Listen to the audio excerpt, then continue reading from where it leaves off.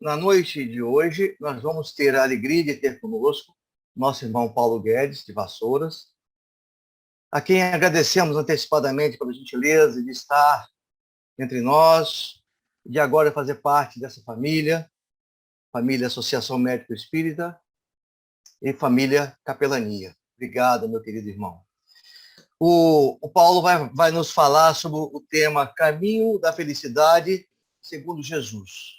Na reunião da noite de hoje, eu quero dedicar a memória de uma pessoa muito querida, muito amada, que Jesus chamou ao seu apreço espiritual no último domingo, a nossa querida Dona Janete, mãezinha do nosso irmão Wilson Ayub Lopes, um dos nossos companheiros da capelania, da Associação Médico Espírita. Essa pessoa maravilhosa que veio aqui, que disse porque veio, grande mãe, grande cidadã, grande cristã, e que agora está entre os eleitos de Jesus. Essa reunião, então, vai ser feita em homenagem à memória da Dona Janete. Querido Paulo, seja bem-vindo uma vez mais. A palavra é sua. Obrigado, gente. Inicialmente, quero agradecer aí o convite, né, que é sempre uma grande oportunidade a gente poder falar sobre Jesus, falar sobre o seu evangelho. Eu, na condição de teólogo, né, eu gosto muito de estudar Jesus, então eu procuro sempre estar atualizado, né, buscar algumas informações acerca do evangelho. Eu tenho como costume, né, para analisar as passagens de Jesus, eu tento entender o contexto da época, as palavras-chave de cada versículo, em hebraico, em grego, koiné, né? Só para tentar entender o que Jesus falou na época, para a gente trazer para os dias de hoje. Que a gente vê muito hoje as pessoas analisando o evangelho com palavras que têm um significado para os nossos dias atuais que não tem nada a ver com o da época.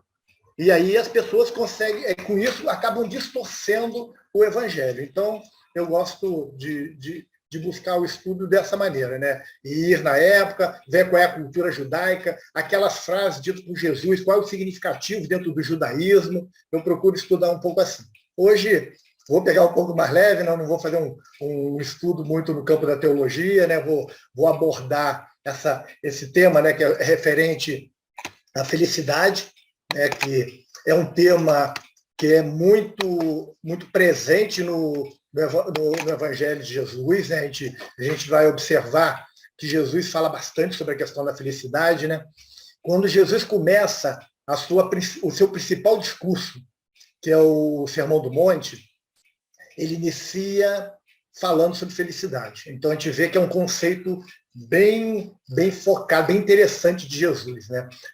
O Evangelho de Jesus ele tem como ponto central o reino de Deus. Isso, reino dos céus, na versão de Mateus, ou o reino de Deus dos outros evangelistas, né?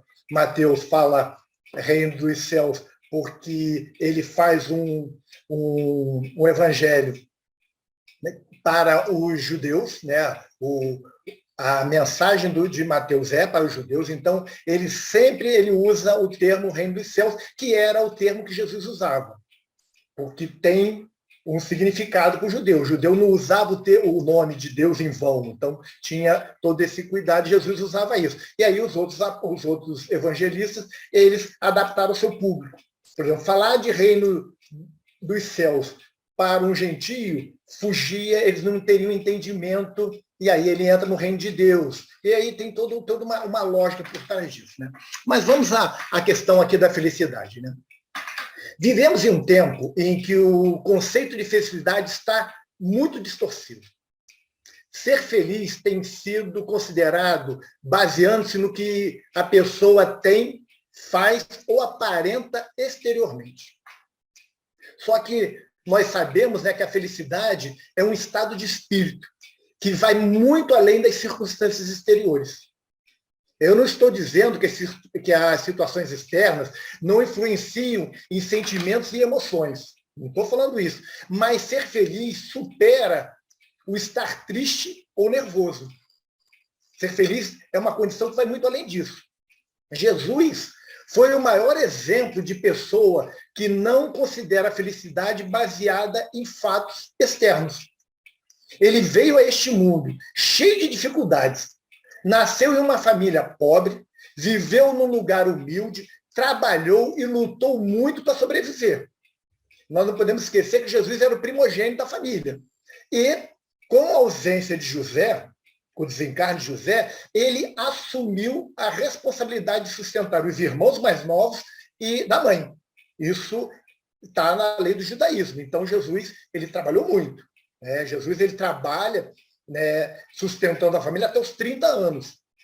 E a gente vai entender que 30 anos era a idade exigida pelo judaísmo para qualquer judeu se tornar um pregador. E aí Jesus, aos 30 anos, ele sai para fazer o seu ministério. Então, Jesus, até os 30 anos, ele trabalhou muito para sustentar a família e para sobreviver. E aí você acha que Jesus foi infeliz por causa disso?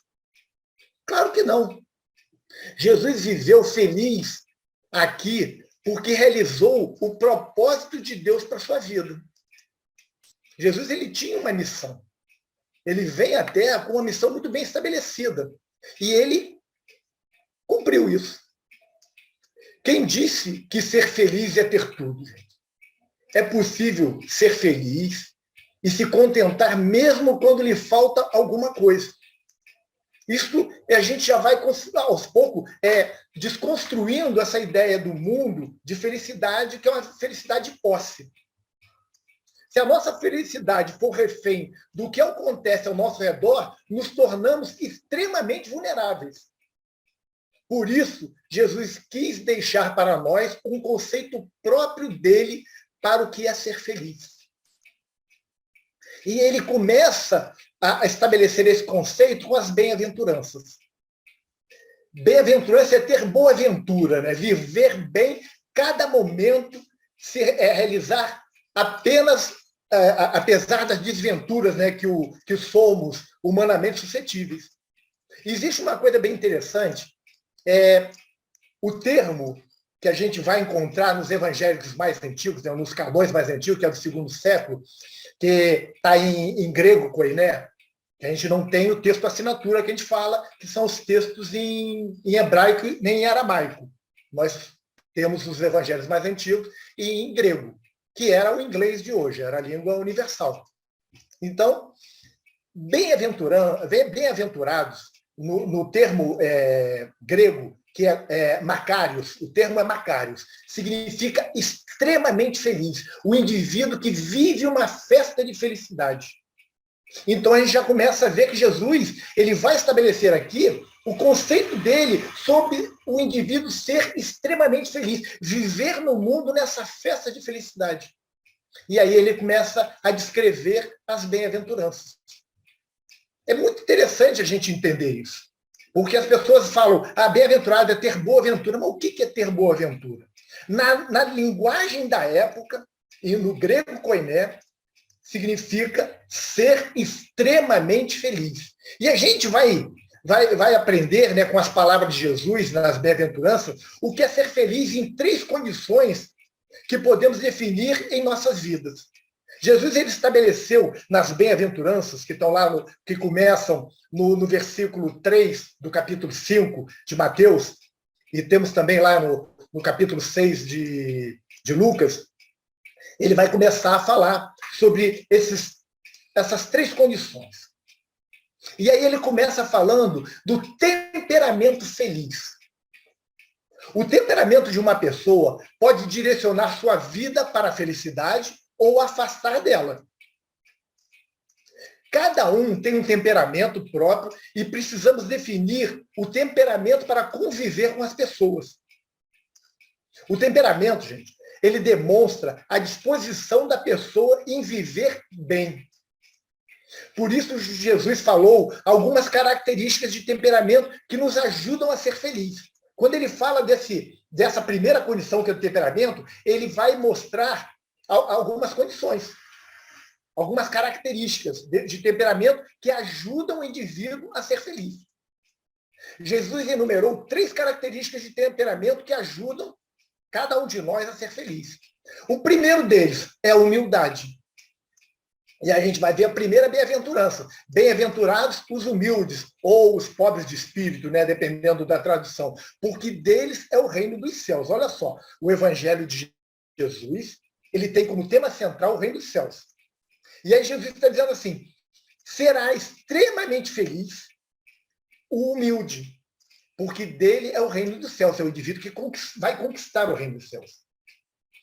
A humildade, ela promove a felicidade, porque a pessoa aprende a se contentar com o que tem, como testemunho, assim, como a gente vê assim, o testemunho, por exemplo, do Paulo de Tarso, sobre a sua felicidade. Paulo de Tarso ele vai dizer assim, tanto sei estar humilhado, como também ser honrado. De tudo, em todas as circunstâncias, já tenho experiência, tanto de fartura como de fome, assim de abundância como de escassez. Isso está em Filipenses, capítulo 4, versículo 12. E é interessante que essa afirmação, ela antecede a famosa frase, tudo posso naquele que me fortalece. Ele está mostrando que a condição de humildade está ali, né? Está ali em primeiro lugar. O apóstolo Paulo, ele sabia viver bem qualquer situação e o que acontecesse de bom ou ruim não interferia na sua condição de felicidade. Por quê? Porque era um ser humilde. Porque já tinha conquistado a humildade.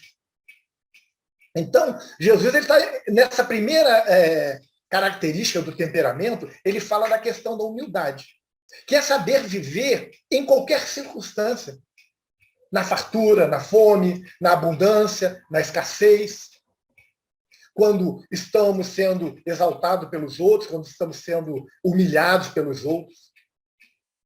Quando a pessoa constrói um padrão de felicidade muito elevado, quando a gente fala muito elevado, exigindo condições, né? Muito, na verdade, às vezes, muito material, mais difícil se torna ela conseguir ser feliz. Mas quando o indivíduo é humilde, ele aprende a aceitar o que vem e se contentar com isso. A riqueza de quem é humilde consiste no reino dos céus.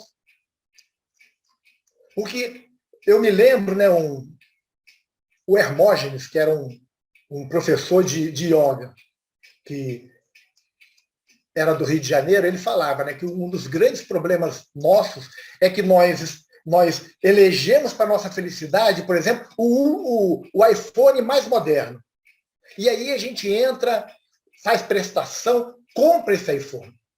No mês seguinte, sai uma versão mais moderna. A nossa felicidade vai por terra, porque já não temos mais a última versão.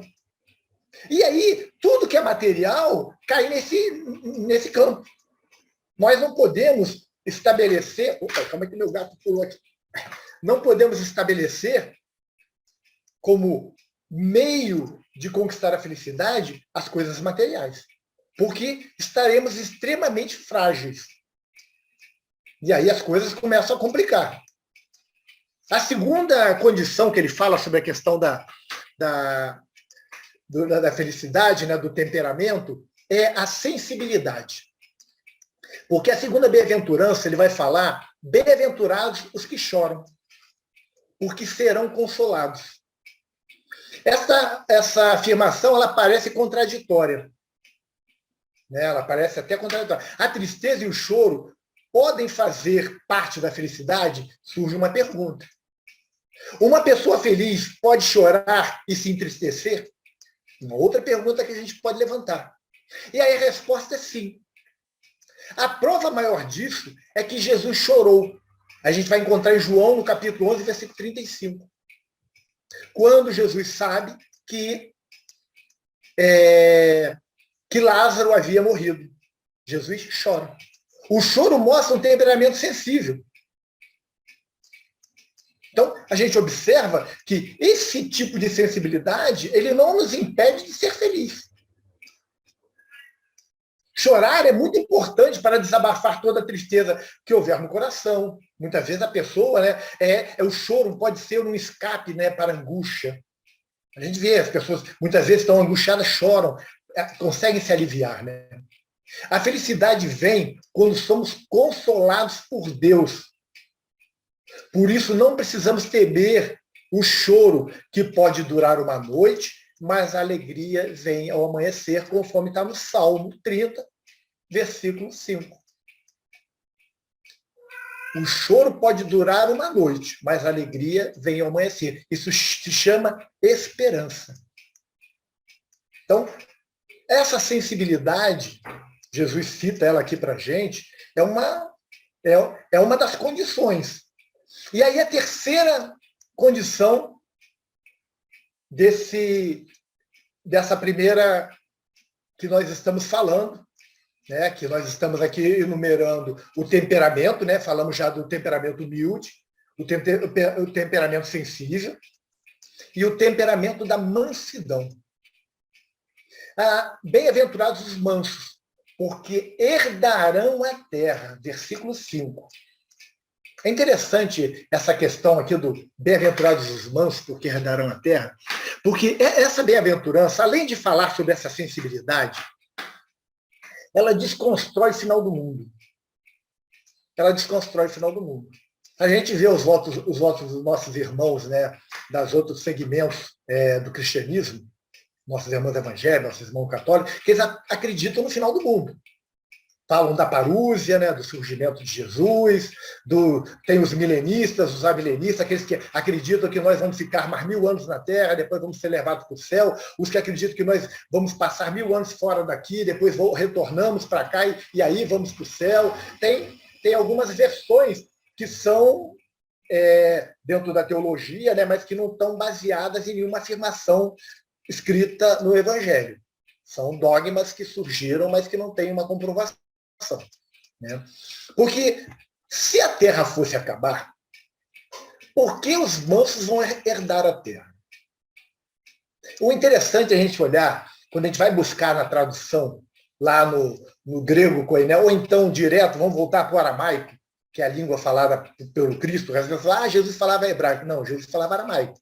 O hebraico já não era mais falado, ele era o livro oficial dos textos, mas o povo falava aramaico, que é uma mistura do siríaco com o hebraico. Era uma nova língua que tinha surgido. Então, lá na tradução, o termo que é utilizado, ele não significa fim do mundo, ele significa fim de uma era. Fim de uma era não significa que a Terra vai acabar. Nós, espíritas, né, nós sabemos que nós estamos numa era, que é a de expiação e provas, e estamos na transição para a era de regeneração. Então, é isso que Jesus está se referindo. Ele está se referindo não do fim do mundo, quando ele fala, quando as pessoas vão lá no que a gente chama de discurso escatológico, o sermão escatológico, que é Jesus falando sobre o final dos tempos. Mas aí, o final dos tempos é final de uma era. É bom deixar isso claro. Quando eu sempre vi essa discussão, né, entre final do mundo e nós espíritas e nós não acreditávamos em final do mundo. E aí, quando eu fui fazer teologia, que eu me formei em teologia, que eu comecei a estudar a língua, estudar o aramaico, estudar o hebraico, estudar um pouco do grego também, e aí eu fui buscar as traduções, pegar a palavra-chave de cada versículo, como eu falei que eu gosto de estudar, por isso que eu falei logo aqui, a palavra-chave é Macarios, que é extremamente feliz. Quando eu fui buscar isso, eu percebi que a tradução não estava correta. Porque a tradução, quando você pega, eu tenho a Bíblia que a gente chama, né, a Bíblia em grego. Eu tenho a Bíblia em grego e tenho ela em hebraico. Então eu consigo pegar ela no original e fui buscar as palavras. Qual é a palavra aqui que estão traduzindo como final do mundo? Ela não era final do mundo, é fim de uma era. A palavra significa final de uma era, final de um período, de uma era. Então a gente vê que realmente usar final do mundo não tinha nada a ver. Mas vamos continuando aqui com a questão com a mansidão, esse temperamento. Mansidão é uma virtude que faz a pessoa ser feliz. Ser manso não significa comportamento apático, e sim saber controlar seus sentimentos e impulsos nas horas de nervosismo. Porque nervoso todo mundo fica. Jesus disse, né, que precisamos aprender com ele sobre mansidão. A gente vai encontrar isso lá em Mateus, no capítulo 11, versículo 9. Ele fala isso. E que o fruto do Espírito, né, que eles falam o Espírito Santo ou do Santo Espírito, porque é uma outra questão de tradução que também é complicada, porque traduzem como o Espírito Santo. Né? O Espírito Santo, desculpem. E, na verdade, o Espírito Santo fica uma coisa abrangente. Mas quando você vai buscar a tradução, você percebe que é um Espírito Santo ou um Santo Espírito, você que vê que é um Espírito em santidade, um Espírito evoluído. Então, o Espírito Santo é errado falar não, só que não é o Espírito, é um Espírito Santo. Como os benfeitores espirituais são o Espírito Santo, que são espíritos que já alcançaram um grau evolutivo. Então, a gente vai ver quando fala aqui sobre o Espírito Santo em Gálatas, no capítulo 5, versículo 22. Né? É um fruto do Espírito Santo para a vida daquele que crê. Uma pessoa que se irrita facilmente perde muitas oportunidades que podem vir com o tempo. Já quem é manso tem condições de esperar, negociar, combinar com pessoas difíceis e sai sempre ganhando porque espera a sua vez. Tem paciência. Isso que Jesus quis dizer ao declarar que os mansos herdaram a terra. Porque aqueles que são mansos, eles têm paciência. Eles não partem para uma briga, não partem para uma discussão. Eles conseguem esperar, conseguem negociar, conseguem dialogar com os outros e aí conseguem viver tranquilamente. E aí, fechando esses três sentimentos, vem uma pergunta que serve para todos nós. Estamos sendo humildes? Temos chorado por sensibilidade? Somos mansos? E aí tem uma resposta, né? Precisamos aprender a ser humilde. Chorar se preciso, né? Porque, homem não chora. Isso aí, termos machistas, né? E ser manso para ser feliz. Humildade, sensibilidade e mansidão. São os três temperamentos básicos para que nós alcancemos aí a felicidade. A segunda atitude, nós acabamos a primeira atitude. A segunda condição, quer dizer, é a atitude feliz. A primeira condição era o temperamento. Agora a segunda é a atitude. A vida é regida pelas nossas atitudes, gente. O que fazemos nos orienta desde o dia em que nascemos, com o primeiro choro, que quando o ar entra, né, pelas vias respiratórias pela primeira vez do bebê, ele chora, porque isso provoca algum tipo de dor, e ainda, e mais, né, a respiração, ele começa a exercitar com isso os pulmões. Essa é a primeira atitude ao nascer. Jesus enumerou 3 atitudes também, que nos fazem felizes, por mais contraditório que pareça. A primeira atitude é a atitude da justiça. E ele fala, bem-aventurados os que têm fome e sede de justiça, porque serão fartos. No versículo 6. A atitude da justiça é algo que não deve ser feito em tom de arrogância, e sim como inspiração em cada momento da vida. Tem gente que é arrogante, se achando que é justo, né? Esse não é o caminho. Tudo que fizermos deve ter como alvo o que é correto. Né? Tudo. E correto e bom para todas as pessoas. Aí é por isso que Jesus ensinou que tudo, quanto, pois, quereis que os homens vos façam, assim fazei vós também a eles. Porque esta é a lei dos profetas. A gente vai encontrar também no Sermão do Monte, no capítulo 7, versículo 12, que é a lei, que é a lei de ouro, né? Está lá. Aquela frase que se encaixa de forma perfeita para qualquer momento da vida. O que eu quero que as pessoas me façam, eu tenho que fazer para elas também. E aí, isso já dilui qualquer tipo de problema. Cumprir o que é justo faz a pessoa ser feliz, porque quem é correto com seus afazeres não tem que se arrepender ou envergonhar. E Jesus prometeu que os misericordiosos serão fartos, principalmente porque tudo que faz vai dar certo e receberá a justa recompensa do que semeou, conforme a gente vai encontrar nessa última frase em Gálatas, no capítulo 6, versículo 7. Então, justiça é fundamental. E o homem que é misericordioso, ele tem a justiça desenvolvida dentro de si. E aí tem a segunda condição, que é a própria misericórdia. Bem-aventurados os misericordiosos, porque alcançarão a misericórdia. Versículo 7. Lembrando sempre, bem-aventurados e macários, extremamente felizes os misericordiosos, porque alcançarão misericórdia. Misericórdia tem a ver com colocar o coração, o cárdia, na miséria do próximo. Cárdia e miséria. Misericórdia. Córdia de cárdia e miséria. Colocar o coração na miséria do outro. Ou seja, colocar-se no lugar de alguém. Empatia. Quando vemos que pessoas que estão sofrendo verdadeiramente com problemas graves, como a doença, né?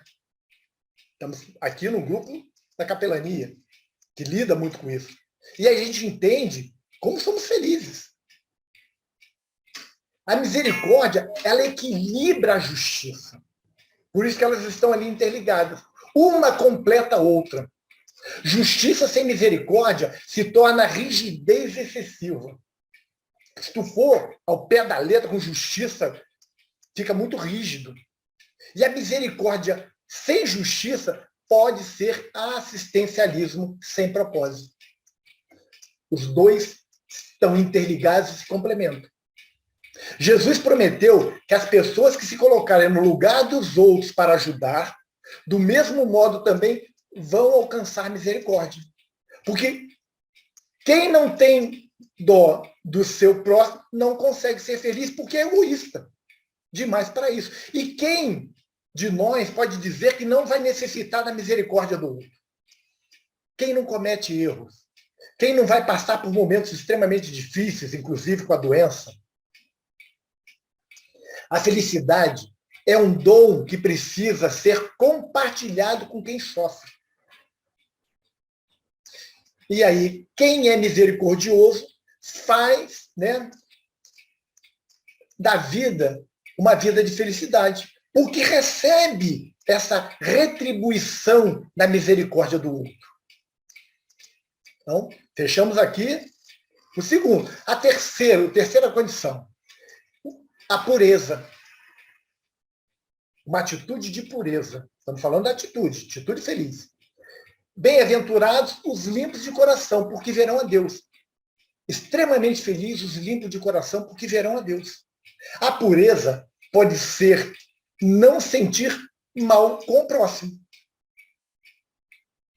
Não absorver coisas ruins ou interpretar mal as pessoas.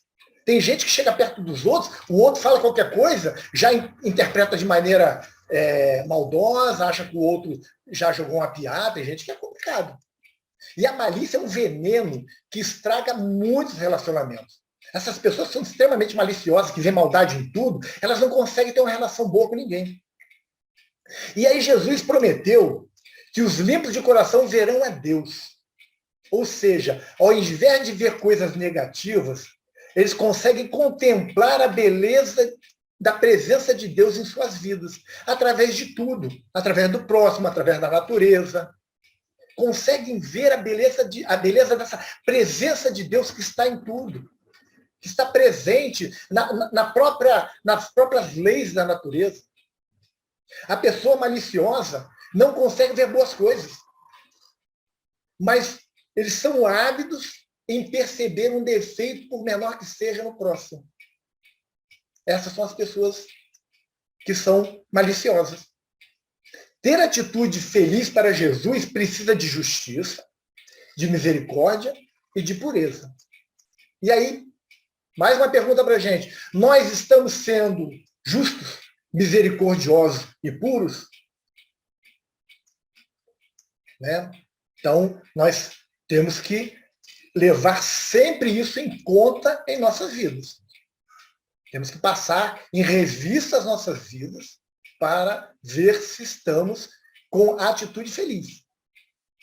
Então, primeiro falamos lá sobre os sentimentos, né? Agora, as atitudes. E o último dos 3 grupos é o do relacionamentos felizes, que vão ser do versículo 9 a 12. Jesus ensinou sobre a felicidade nos relacionamentos. Além das atitudes e temperamento, ele falou sobre a questão do relacionamento. O ser humano é relacional e precisa conviver com as pessoas à sua volta. O homem é um ser social. E isso é um desafio que se constrói a cada dia, do viver com o próximo. A gente vai aprendendo, no convívio com o outro, a viver esse relacionamento feliz. E estamos sempre aprendendo e compartilhando com os outros. Somos moldáveis e na convivência um com os outros nos transformamos. Nós vamos nos adaptando. Ninguém nasce de uma maneira e vai terminar daquela maneira. A gente vai se adaptando para melhor. Né? A gente vai, dependendo da disposição pessoal, a gente vai melhorando. Tem gente que copia o que é ruim dos outros. Mas a gente vai buscando essa melhoria no convívio com os outros. Quanto mais experiente é o indivíduo, menos ele é propício a brigar, a discutir, a usar palavras que muitas vezes são mais agressivas. A gente, com a idade principalmente, o indivíduo vai amadurecendo, ele começa a conviver melhor, porque a vida vai ensinando. O lidar com os outros, às vezes você lida com uma pessoa extremamente ácida, uma pessoa problemática, e você tem que aprender a lidar com ela, principalmente quando isso é no teu trabalho, que você precisa lidar com ela de qualquer maneira, dentro da tua família. Você tem um filho, muitas vezes, que é extremamente ácido, complicado, e você tem que aprender a lidar com ele. Ele não vai deixar de ser seu filho porque é assim. Ou seu pai ou sua mãe é assim, seu irmão. A gente vai no convívio aprendendo a lidar com essas pessoas. E Jesus citou alguns desafios para construir relacionamentos felizes. O primeiro desafio que ele faz para nós é que nós precisamos ser pacíficos. Para ser feliz, você precisa ser pacífico. Porque quem não é pacífico briga com todo mundo. Ele fala, bem-aventurados os pacificadores. Olha só, ele vai muito além de ser pacífico também. Ele diz que você tem que ter atitude de pacificador, porque esses serão chamados filhos de Deus. É o versículo 9. Controlando a minha hora aqui, senão eu falo até amanhã de manhã. Vamos lá. Ser pacífico é ser um promotor da paz. Por isso que é um pacificador. Uma pessoa pacífica, ela tenta apaziguar situações de conflito que se apresentam em torno dela. Serve, né, como um elo para unir pessoas ao invés de separar. Já viu aquela pessoa que ela entra, ela consegue conciliar, resolver os problemas que estão acontecendo? Existem aquelas outras que entram e criam atrito, intriga para um lado e para o outro, que só vivem separando as pessoas. E como estamos precisando de pessoas conciliadoras nos dias atuais. O nosso mundo está polarizado.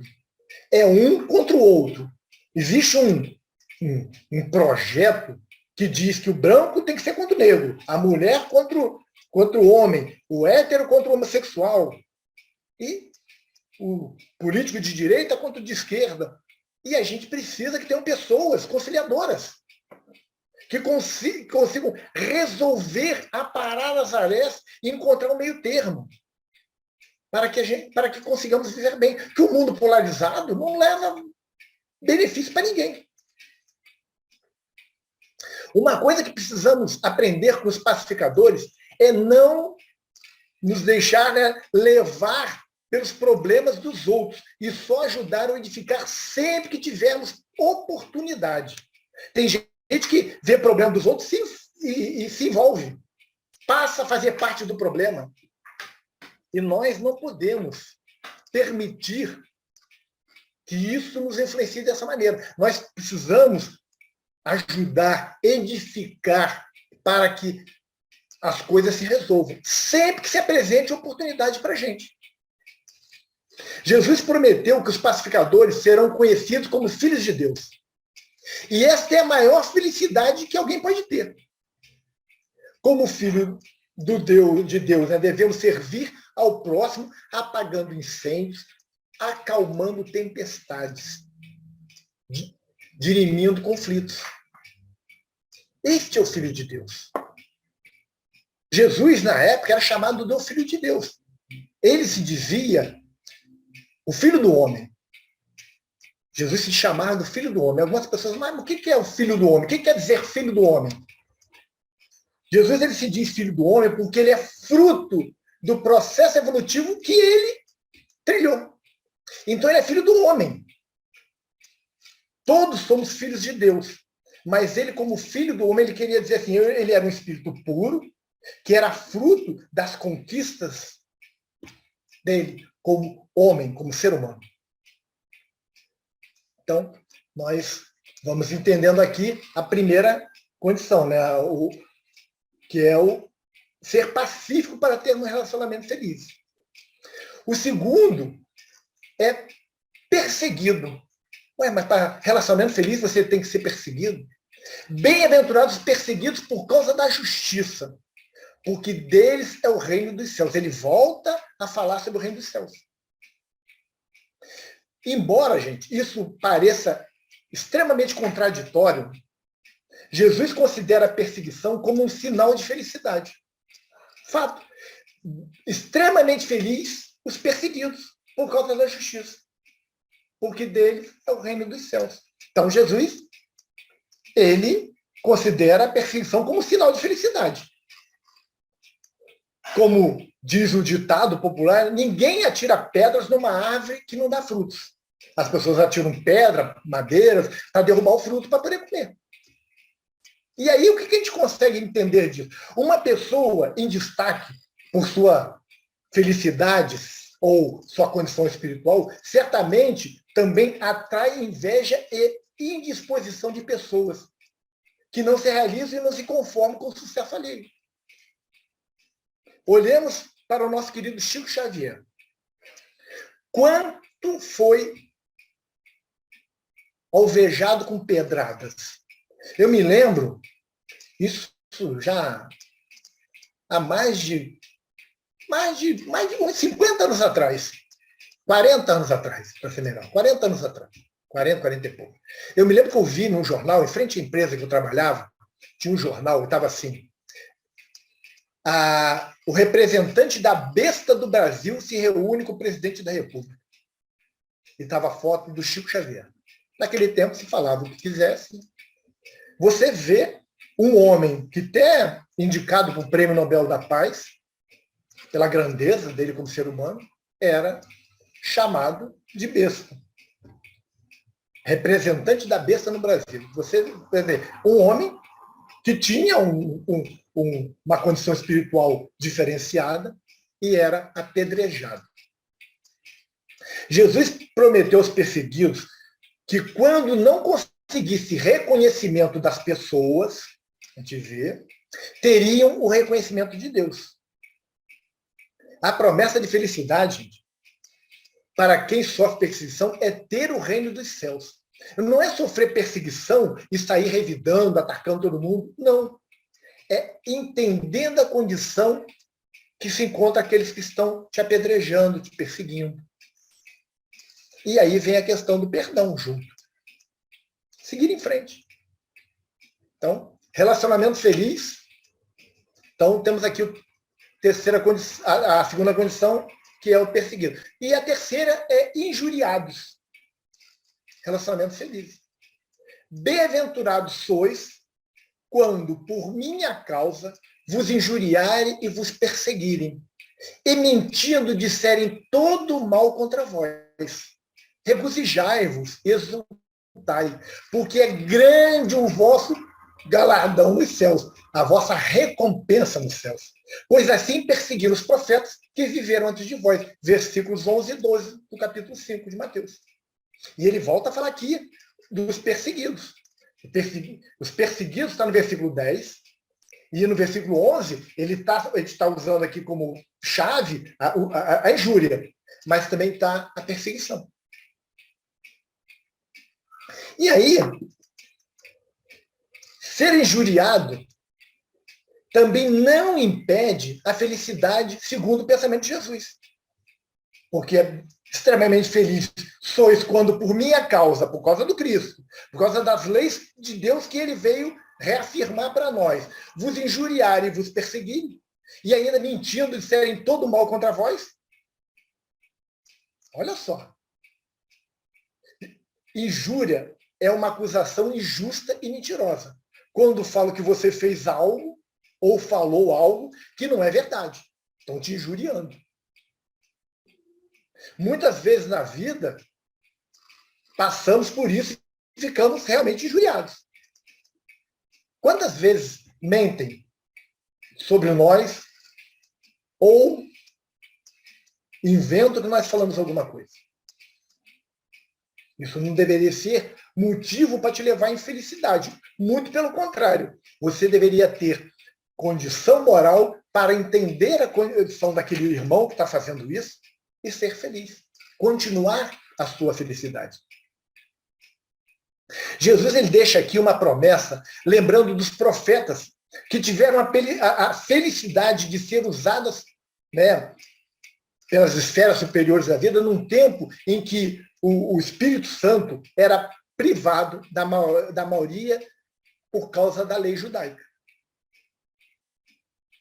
Não era assim, existiam algumas limitações. Só os profetas que eram os médios, né? A profecia na época era médium, que eram as pessoas que tinham os carismas, né?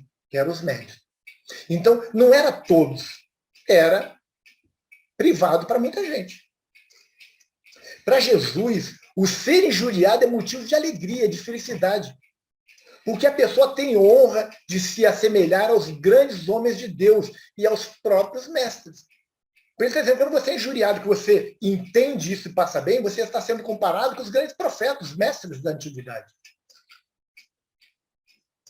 Tudo tem uma condicionante. Depende de como você lida com isso. Relacionamento feliz, se você for injuriado e você não se ofender com isso, ok, você vai ter um relacionamento feliz. Se você se ofender, caiu tudo por terra. Se você for perseguido e se ofender, caiu tudo por terra. Você não vai ser bem-aventurado. E se alguém te provocar e você não for um pacificador e partir para a agressão, também caiu tudo por terra. Porque está envolvido nisso a maneira como eu vou reagir a esses estímulos, que são estímulos. E aí eu vou saber se serei ou não feliz, se eu terei ou não essa grande felicidade. Serei extremamente feliz com isso. Jesus ele nos ensina no Evangelho a não deixar que os problemas dos outros, nem mesmo perseguições ou injúrias, impeçam a nossa felicidade. É o que nós estamos vendo aqui. Jesus está, porque não podemos esquecer, quando estamos falando das bem-aventuranças, são palavras do Cristo. Nós, analisando as nossas vidas, estamos sendo pacificadores? Estamos enfrentando as perseguições e as injúrias com serenidade? Isso é um questionamento extremamente importante nesse momento das nossas vidas, principalmente nesse momento que a humanidade está passando. Nós estamos nesse momento que é crucial. O Manuel Filomeno de Miranda fala da transição que está ocorrendo. Nós estamos em meio à transição. A espiritualidade vem afirmando isso já não é de agora. Quem me conhece, quem é lá da nossa instituição, sabe que uns meses antes da pandemia, a espiritualidade avisou que nós teríamos esse evento no mundo. E que era um processo de transformação do mundo e regeneração. Nós recebemos informação e isso foi passado, e depois, um tempo depois, surge a pandemia. Assim, foi em novembro, isso em dezembro começou a surgir os problemas lá em Wuhan, né, lá em Wuhan, e depois, janeiro, começou a se espalhar pelo mundo e chegou. Então, a espiritualidade, ela estava avisando. Então, gente, nós precisamos entender o que os espíritos estão nos orientando, né? E isso é fundamental para as nossas vidas. Na primeira carta aos Coríntios, no capítulo 15, versículo 19, tem a seguinte colocação: se a nossa esperança em Cristo se limita apenas a esta vida, somos os mais infelizes de todos os homens. Olha que visão de amplitude. Se nós estamos vivendo uma esperança do Cristo limitados apenas a essa vida, é muito complicado. Somos extremamente infelizes. Jesus, ele não nos disse que a vida seria livre de problemas, mas prometeu que venceríamos estes obstáculos para, finalmente, sermos felizes. Ele disse isso. Ele não disse para nós que nós, sendo seguidores do seu evangelho, ia acabar todos os problemas. Claro que não. Você acha que Jesus foi feliz aqui na Terra? Enfrentou um mundo de problemas. Com certeza, feliz.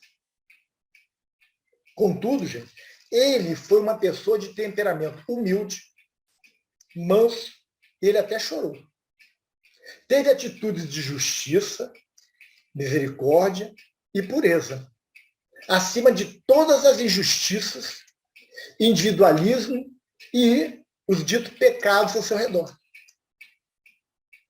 Jesus se relacionou com as pessoas e foi o tempo todo pacificador, suportando as perseguições e as injúrias que os doutores da lei levavam até ele o tempo todo. E mesmo assim ele foi feliz, porque não estava focado nas circunstâncias ao seu redor, e sim na grandeza de Deus, no trabalho que ele realizava em nome de Deus. Jesus é um espírito extremamente diferenciado. E o que é ser feliz para Jesus? É ter um temperamento feliz, ser humilde, buscando recompensas de Deus e não dos homens. Ser sensível, chorar confiando no consolo de Deus. Ser manso, com paciência para conseguir tudo no tempo certo. Ter atitudes felizes, justiça, não se conformando com o que está errado. Misericórdia, colocando-se na situação do próximo, tendo empatia. Pureza, não se deixando contaminar. Quando Jesus fala que nós somos o sal da terra, porque o sal, se ele se contaminar, ele não serve para mais nada. Na época, o simbolismo do judaísmo, o sal era pureza. O simbolismo do sal era de pureza. Então ele fala que nós temos que ser o sal da terra. E aí também é ter um relacionamento feliz, ter relacionamentos felizes. Como pacificador diante de conflitos, amenizando todos os problemas. Vencer a perseguição, sabendo que Deus está à frente de tudo, gente. Suportar injúrias, confiando de que isso nos assemelha, nos faz sermos parecidos com o Cristo, com o próprio Jesus. Porque Jesus vivenciou isso. Então, essa é a felicidade na visão do Cristo, na visão de Jesus. Bem-aventurados, extremamente felizes. Gente, Jesus, ele faz uma afirmativa. Os termos no grego são muito fortes. É afirmativa. Jesus está sendo afirmativo, dizendo que nós seremos extremamente felizes seguindo as condições que estão estabelecidas ali em Mateus, no capítulo 5, versículos de 3 a 11. Esse é o caminho da felicidade. Isso é ser feliz para Jesus. Muitas vezes parece controverso. As pessoas olham assim e falam assim, poxa, mas ser feliz chorando, ser feliz sendo perseguido, ser feliz sendo injuriado? Sim, sim. Sendo humilde, é um conceito revolucionário para o mundo, que até hoje ainda não foi muito bem entendido, mas precisamos entender esse conceito do Cristo e, principalmente, colocá-lo em prática nas nossas vidas. Queremos agradecer ao nosso irmão Paulo pela gentileza, pela intensidade das informações que nos foram passadas hoje.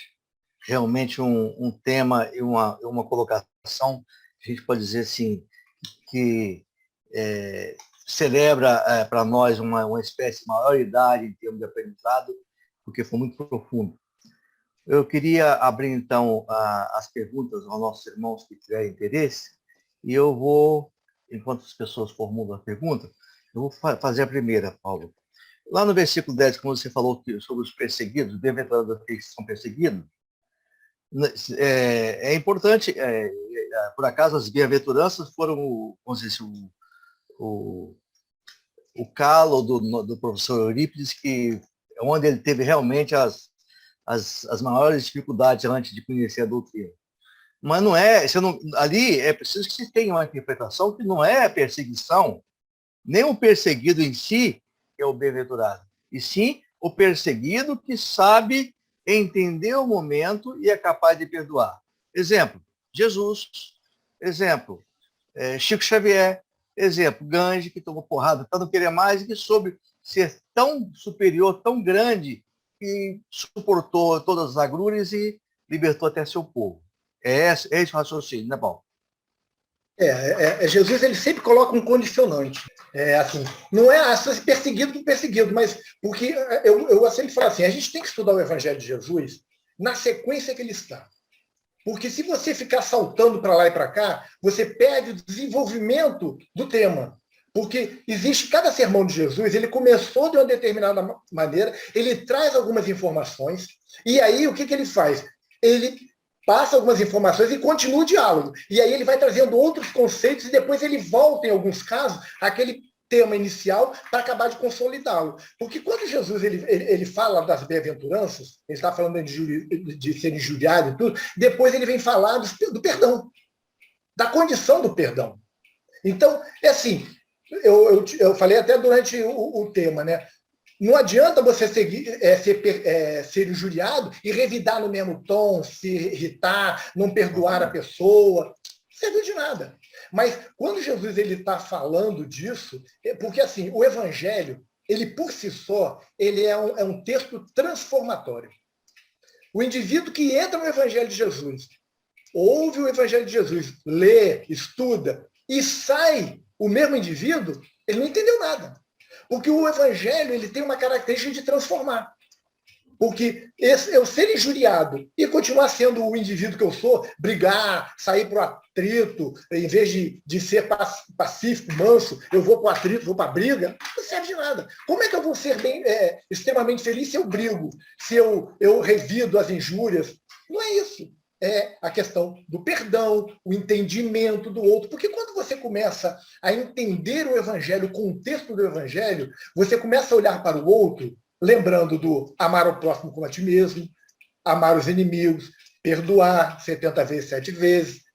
E aí você olha para a pessoa, entende uma condição espiritual em que ela se encontra, que nós também nos encontramos em outras circunstâncias. E aí a gente vai aprendendo a conviver com as pessoas. É aquele relacionamento feliz. Por isso que isso é relacionamento. Porque quando você fala de relacionamento feliz, de ser injuriado e não revidar, aí você consegue se relacionar, ter um bom diálogo, ter entendimento. Isso é fundamental. Paulo, você sabe que nós estamos vivendo um momento de processo de regeneração e no mundo está havendo muita aflição. Em João 16,3, Jesus foi claro. No mundo tereis aflições, mas eu venci o mundo. Tem de bom ânimo.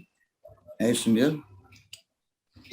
Quando a gente vai lá no que a gente chama de sermão escatológico, né? o sermão do final dos tempos, que Jesus ele começa a relacionar o que iria ocorrer. A gente, assim, como que Jesus fala assim, teríamos guerra, E as pessoas falam assim, tivemos a Primeira e a Segunda Guerra Mundial. São eventos de grande magnitude.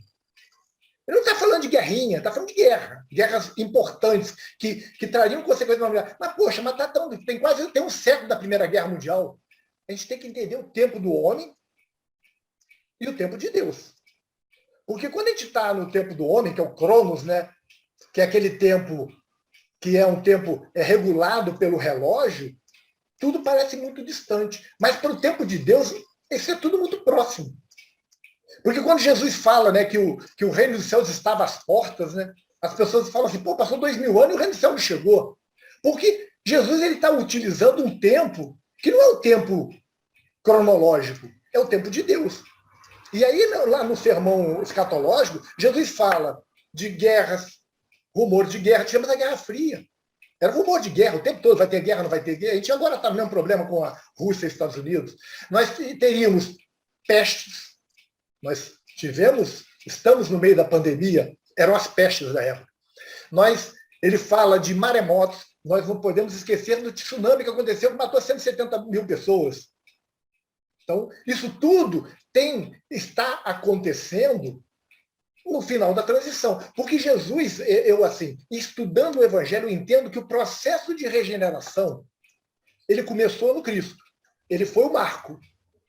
Só que nós demandamos já 2000 anos e o processo ainda não chegou ao final.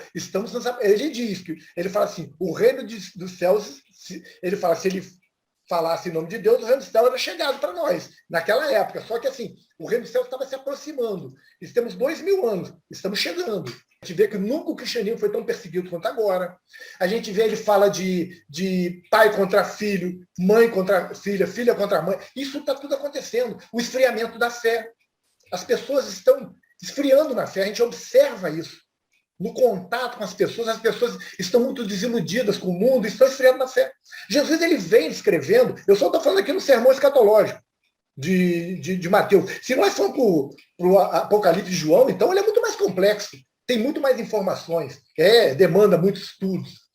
Mas assim, é exatamente isso. Jesus está falando desse tempo. Jesus, ele vem no ser. Se nós pararmos para olhar realmente o que Jesus falou, cada frase de Jesus, nós vamos encontrar uma semelhança com algum fato que está acontecendo agora. Então, tá bom. Queremos, então, já que ninguém quer fazer pergunta, queremos, então, pedir ao Paulo que faça suas considerações finais.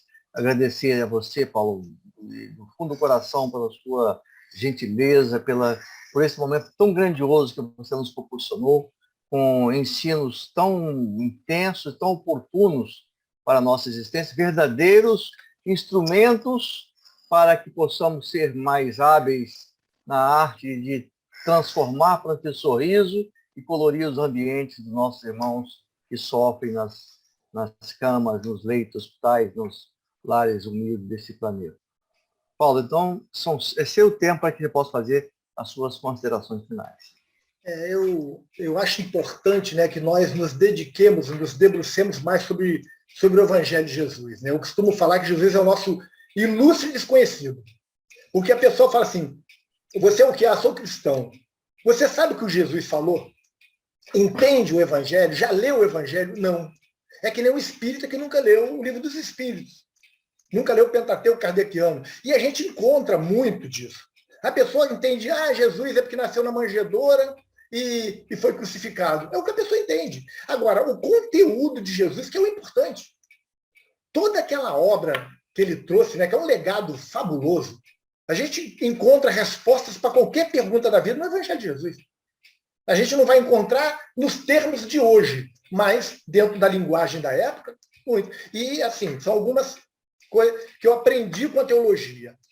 A importância da gente estudar o Evangelho interligando dentro de uma sequência lógica, porque quando eu pego uma passagem do Evangelho, por exemplo, eu pego Paulo de Tarso, pego uma passagem de Paulo, vem para Jesus, eu vou dizer o que eu quero. Eu vou chegar à conclusão do que eu quero. Quando eu vou desenvolvendo o tema, fica mais fácil. É que nem o Evangelho de Paulo, as pessoas falam assim, Paulo, ele não entendia a questão da caridade, porque alguns dizem que ele falava da graça. Falam da teologia da graça de Paulo. Mas se você pegar as cartas de Paulo, elas estão no Evangelho por ordem de tamanho e não por ordem cronológica. E aí você pega o pensamento de Paulo, às vezes, no início da vida apostólica de Paulo, que Paulo foi se desenvolvendo, entendendo o Evangelho de Jesus, lá no final, mais para o final, na carta aos Coríntios, primeira carta, lá no capítulo 13, quando ele fala do amor, quando ele fala da caridade, né, o amor caritas, o amor em direção ao próximo, a gente vê que ele já conseguiu entender, ele mudou o pensamento do Paulo. O problema é que as pessoas dizem assim, tudo que está na Bíblia é sagrado, é palavra de Deus. E aí tem coisas que se contradizem, porque existe um amadurecimento da ideia. Em Jesus, não. Jesus, ele desenvolveu a ideia. Ele vai complementando a ideia. Paulo, não. Paulo tinha uma maneira de pensar e mudou. Porque contato com os apóstolos, contato com as pessoas, estudo dos pergaminhos de Levi e Mateus, que era o que chegou à mão dele, por Gamaliel. Então, Paulo foi amadurecendo. E Paulo foi se desenvolvendo como pessoa. As pessoas não entendem isso. E aí, criam conclusão. Pega uma frase de Paulo, tira do meio de um versículo, junto com outra frase, e aí chega uma conclusão. Cria uma tese teológica que é totalmente contra. Por isso que eu gosto. Você precisa levar a frase à época do Cristo, qual era a cultura judaica sobre aquilo. Existem outras frases dentro do judaísmo referente àquilo? Quase todas as palavras que Jesus usou, existem frases similares no judaísmo. O que significava na época? Qual era a cultura, qual era o entendimento religioso daquilo que Jesus falou da época? Qual era o entendimento dos romanos? Qual era o entendimento político? Você tem que entender tudo e levar a palavra à sua origem. Qual é a questão da palavra? Entendeu a palavra na sua origem, tudo fica mais fácil. E aí você entendendo, você traz para o dia de hoje e aplica no dia de hoje. Se você pegar a palavra puramente e trazer para o dia de hoje, ela pode ser totalmente distorcida. E aí você chega à conclusão. Eu fico vendo pessoas com cada coisa de Jesus que é assim, com conclusões absurdas sobre o Cristo. Porque não entenderam Jesus, então não consegue contextualizar o que Jesus falou. E aí fica tudo extremamente complicado. E aí tem a teologia da prosperidade, que diz que quem está junto do Cristo, quem segue Jesus fica rico. É a teologia da prosperidade. Segundo o avivamento do evangelismo americano, é uma teologia que surgiu e está forte, muito forte. Porque a pessoa vai para a religião para enriquecer, para acabar os seus problemas. Então, isso é uma teologia. Se você estuda o Jesus na época, você entende que Jesus nunca falou isso. É a teologia da libertação, que é uma teologia que diz que Jesus, por exemplo, uma interpretação da teologia da libertação, é que Jesus não ressuscitou Lázaro. Ele consolou as irmãs de Lázaro. Jesus não multiplicou o pão, pegou o pão que tinha lá e dividiu irmanamente. É uma teologia que desconstrói Jesus. E a gente tem que ter muito cuidado. É por isso que você precisa ter estudo profundo. E essa teologia ganha adeptos. Porque as pessoas normalmente são extremamente superficiais no entendimento, então tudo encontra seguidores. Obrigado, Paulo, mais uma vez. Odilson, aí a sua missão, hein? Trazer o Paulo para completar os trabalhos dessa noite, tá? Odilson, você que é um bom pescador, é um bom garimpeiro.